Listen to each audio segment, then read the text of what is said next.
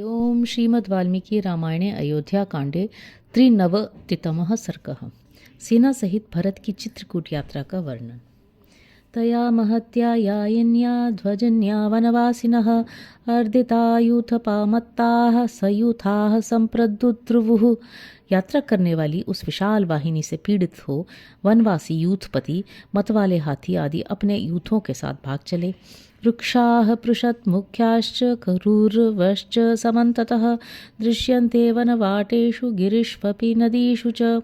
रीछ चितकबरे मृग तथा रूरू नामक मृग वन प्रदेशों में, पर्वतों में और नदियों के तटों पर चारों ओर उस सेना से पीड़ित दिखाई देते थे। ससंप्रतस्थे धर्मात्मा प्रीतो दशरथात्मजः वृतो महत्या नादिन्या सेनया चतुरंगया। महान कोलाहल करने वाली उस विशाल चतुरंगिणी सेना से घिरे हुए धर्मात्मा दशरथ नंदन भरत बड़ी प्रसन्नता के साथ यात्रा कर रहे थे। सागरौघ निभां सेना भरतस्य महात्मनः मही संच्छादयामास प्रावृषित्यामिवाम्बुदः। जैसे वर्षा ऋतु में मेघों की घटा आकाश को ढक लेती है, उसी प्रकार महात्मा भरत की समुद्र जैसी उस विशाल सेना से दूर तक के भूभाग को आच्छादित कर दिया है। तुरंगौदगैर वतता वारणैश्च महाबलैः अनालक्ष्या चिरंकालं तस्मिन् काले बभूव सा। घोड़ों के समूहों तथा महाबली हाथियों से भरी और दूर तक फैली वह सेना उस समय बहुत देर तक दृष्टि में नहीं आती थी। स गत्वा दूरमध्याध्वानं सम्परिश्रान्तवाहनः उवाच वचनं श्रीमान् वसिष्ठं मंत्रिणां वरम्। दूर तक का रास्ता तय कर लेने पर जब भरत की सवारियां बहुत थक गईं, तब श्रीमान भरत ने मंत्रियों में श्रेष्ठ वशिष्ठ जी से कहा, यादृशं लक्ष्यते रूपं तत् यथा चैव मया श्रुतं व्यक्तं प्राप्तास्म तं देशं भरद्वाजोऽयमब्रवीत्। ब्राह्मण, जैसे मैंने सुन रखा था और जैसे इस देश का स्वरूप दिखाई देता है, इससे स्पष्ट जान पड़ता है कि भरद्वाज जी ने जहाँ पहुँचने का आदेश दिया था उस देश में हम लोग आ पहुँचे हैं। अयं गिरिश्चित्रकूटस्तथा मंदाकिनी नदी एतत् प्रकाशते दूरान् नीलमेघनिभं वनम। जान पड़ता है यही चित्रकूट पर्वत है तथा वह मंदाकिनी नदी बह रही है। यह पर्वत के आसपास का वन दूर से नील मेघ के समान प्रकाशित हो रहा है। गिरेः सानूनि रम्याणि चित्रकूटस्य सम्प्रति वारणैरव मृद्यन्ते मामकैः पर्वतो ममैः। इस समय मेरे पर्वताकार हाथी चित्रकूट के रमणीय शिखरों का अवमर्दन कर रहे हैं। मुंचन्ति कुसुमान ये ते नगाः पर्वतसानुषु नीला इवात पापाये तोयम तोयधरा घना। ये वृक्ष पर्वत शिखरों पर उसी प्रकार फूलों की वर्षा कर रहे हैं जैसे वर्षा काल में नील जलधर मेघ पर जलवृष्टि करते हैं। किन्नराचरितं देशं पश्य शत्रुघ्न पर्वते हयै समन्तादाकीर्णं मकरैरिव सागरम। इसके बाद भरत शत्रुघ्न से कहने लगे, शत्रुघ्न देखो, इस पर्वत की उपत्यका में जो देश है जहाँ पर किन्नर विचरा करते हैं, वही प्रदेश हमारी सेना के घोड़ों से व्याप्त होकर मगरों से भरे हुए समुद्र के समान प्रतीत होता है। एते मृगगणा भान्ति शीघ्र वेगाः प्रचोदिताः वायु प्रविद्धाः शरदी मेघजाला एवाम्बरे। सैनिकों के खदेड़े हुए ये मृगों के झुंड तीव्र वेग से भागते हुए वैसी ही शोभा पा रहे हैं जैसे शरद काल के आकाश में हवा से उड़ाए गए बादलों के समूह सुशोभित होते हैं। कुर्वन्ति कुसुमापीडान् शिरस्सु सुरभिनमी मेघ प्रकाशे फलकैर्ता क्षिणात्या नरा यथा। ये सैनिक अथवा मृग वेग के समान कांति वाली ढालों से उपलक्षित होने वाले दक्षिण भारतीय मनुष्यों के समान अपने मस्तकों अथवा शाखाओं पर सुगंधित पुष्प गुच्छमय आभूषणों को धारण करते हैं। निष्कूजमिव भूतवेदं वनं घोर प्रदर्शनम अयोध्येव जना कीर्णा संप्रति प्रतिभाति में।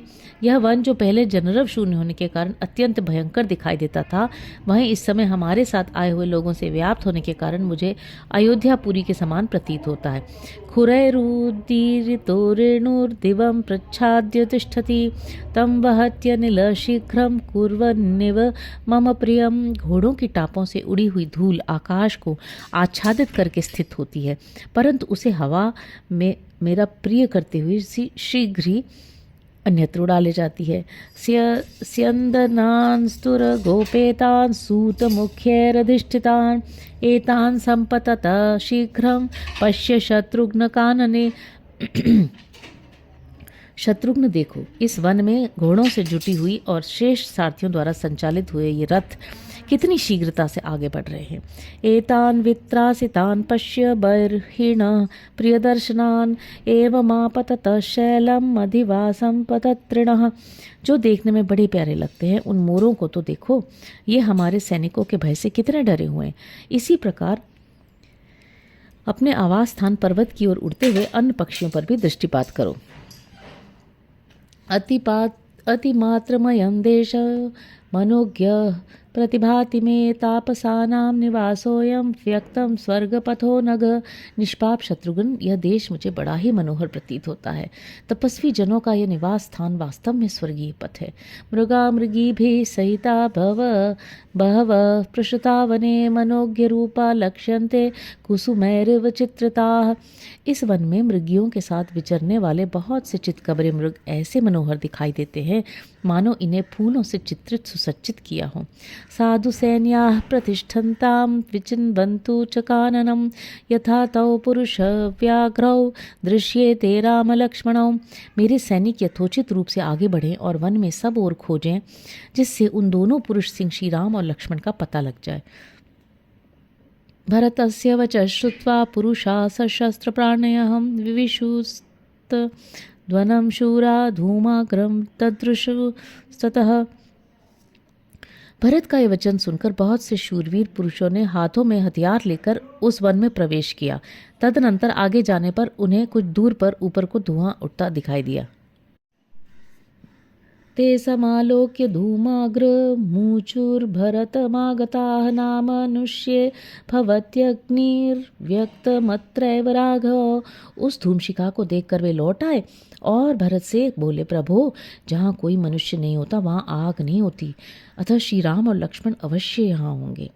अथ नात्र नरव्याघ्रो राजपुत्रो परन्तपौ अन्ये रामोपमा सन्ति व्यक्तमत्र तपस्विनः।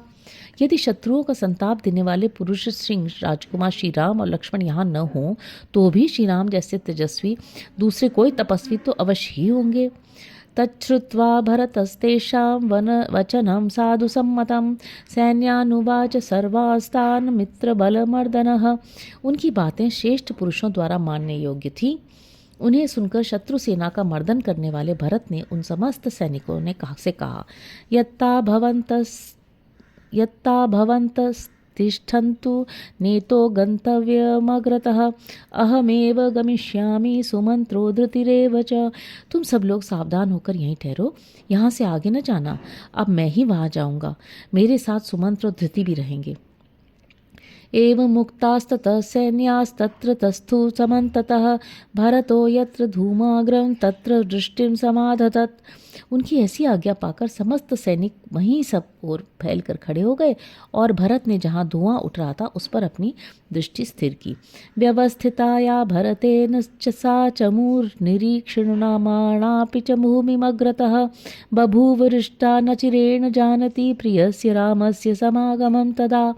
भरत के द्वारा वहाँ ठहराई गई वह सेना आगे की भूमि का निरीक्षण करती हुई भी वहाँ हर्षपूर्वक खड़ी रही, क्योंकि उस समय उन्हें मालूम हो गया था कि अब शीघ्र ही श्री रामचंद्र जी से मिलने का अवसर आने वाला है।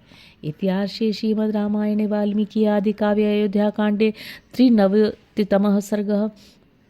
इस प्रकार श्री वाल्मीकि निर्मित आर्ष रामायण आदि काव्य के अयोध्या कांड में 93वां सर्ग पूरा हुआ। 94तमः सर्ग श्री राम का सीता को चित्रकूट की शोभा दिखाना। दीर्घ कालोषित तस्मिन् गिरौ गिरिवर प्रियः वैदेह्या प्रियमाकाङ्क्षन् स्वं च चित्तं विलोभयन् अथ दाशथिश्चित्रं चित्रकूटमदर्शयत् भार्यामर संकाशः शचीमिव पुरंदरः। गिरिवर चित्रकूट श्री राम को बहुत ही प्रिय लगता था। वे उस पर्वत पर बहुत दिनों से रहे थे। एक दिन अमर तुल्य तेजस्वी दशरथ नंदन श्री राम विदेह राजकुमारी सीता का प्रिय करने की इच्छा से और अपने मन को भी बहलाने के लिए अपनी भार्या को विचित्र चित्रकूट की शोभा का दर्शन कराने लगे, मानो देवराज इंद्र अपनी पत्नी शची को पर्वतीय सुषमा का दर्शन करा रहे हों। न राज्य भ्रशनम भद्रे न सुहृद्भि पिनाभवः मनो में बाधते दृष्ट्वा रमणीयमिमं गिरिम। भद्रे, यद्यपि मैं राज्य से भ्रष्ट हो गया हूँ तथा मुझे अपने हितैषी सुहृदों से विलग होकर रहना पड़ता है, तथापि जब मैं इस रमणीय पर्वत की ओर देखता हूँ तब मेरा सारा दुख दूर हो जाता है। राज्य का न मिलना और सुहृदों का विछोह होना भी मेरे मन को व्यथित नहीं कर पाता है। पश्ये मम चलम भद्रे नाना द्विजगणायुतम शिखरैखमे वो विभूषितम। कल्याणी, इस पर्वत पर दृष्टिपात तो करो।